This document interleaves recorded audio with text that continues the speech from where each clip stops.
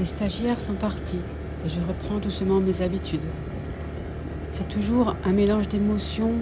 D'un côté, le cœur qui se serre, après avoir partagé 4 semaines entières entre le travail et la vie de famille, et de l'autre, un certain soulagement de retrouver mon rythme habituel. C'est surprenant de voir à quel point le retour à mes tâches quotidiennes, comme nourrir les poules ou ramasser des œufs, me permet de me réapproprier ma vie. Ces petites tâches que j'avais laissées de côté pendant 1 mois me rappellent le plaisir simple de pourquoi je suis ici.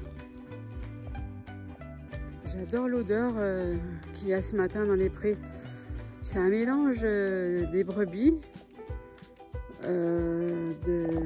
comme il a beaucoup plu hier, il y a une grosse rosée ce matin. Et je pense que c'est la carotte sauvage qu'il y a énormément sur cette parcelle-là, qui doit sûrement en sentir.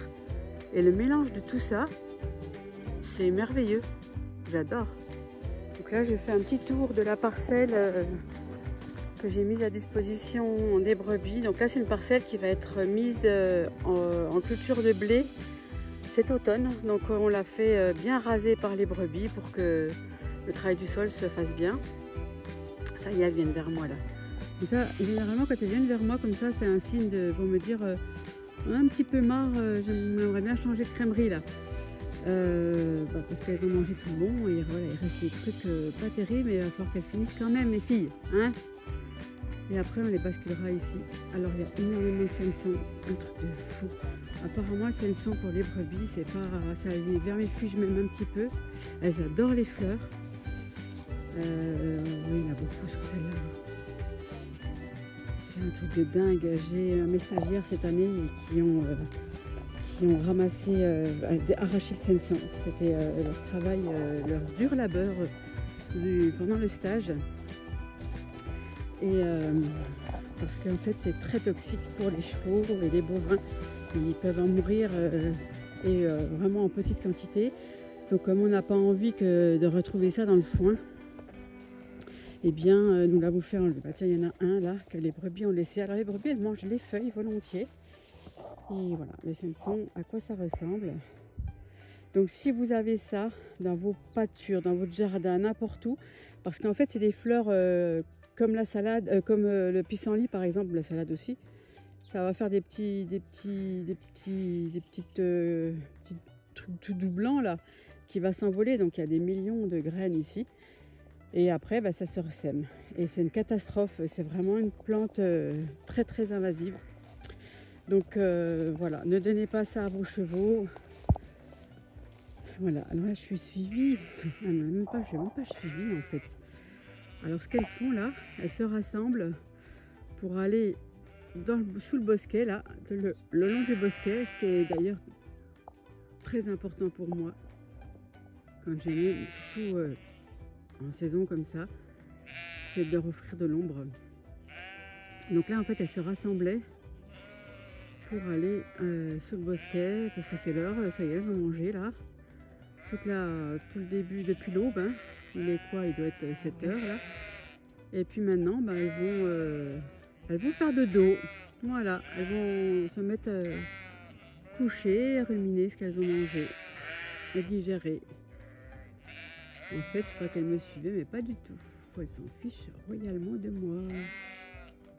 Donc là, je fais le tour je vais faire le tour de leur parc pour voir si les filets ne sont pas déplantés par la faune sauvage ou pire, catastrophique. Ça m'arrive rarement, mais ça nous arrive d'avoir un agneau ou une brebis qui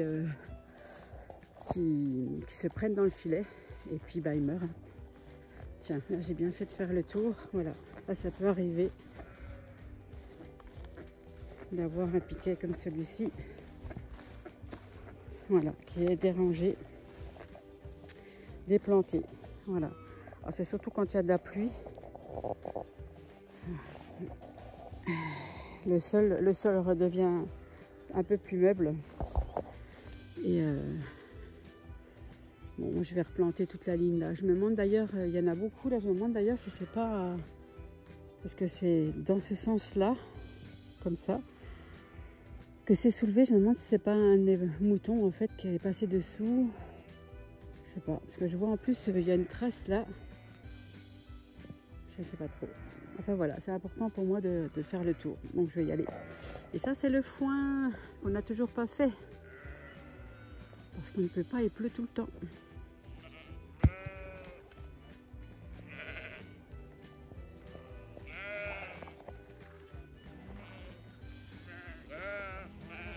Voilà, c'est là que c'est important.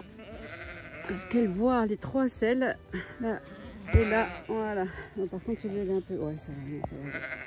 Voilà, elles vont se disperser. Donc voilà, elles avaient vraiment envie.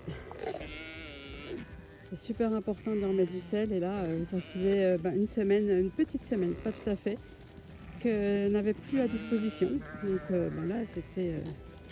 elles en avaient bien besoin. Donc ça fait des petits groupes comme ça et voilà, ça va aller.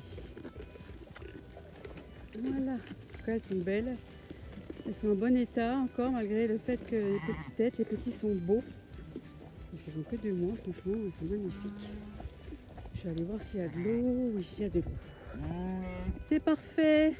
Bon, bah les filles, hein, bonne journée. Et puis, ben, ce soir. Voilà, j'avais juste envie de partager ça avec vous. Merci d'avoir regardé cette vidéo. À partir de la semaine prochaine, retrouvez-moi tous les jeudis pour des vidéos sur le comportement et l'éducation des chiens et tous les dimanches pour des vidéos sur la ferme en général. À très bientôt sur la chaîne. Bon dimanche.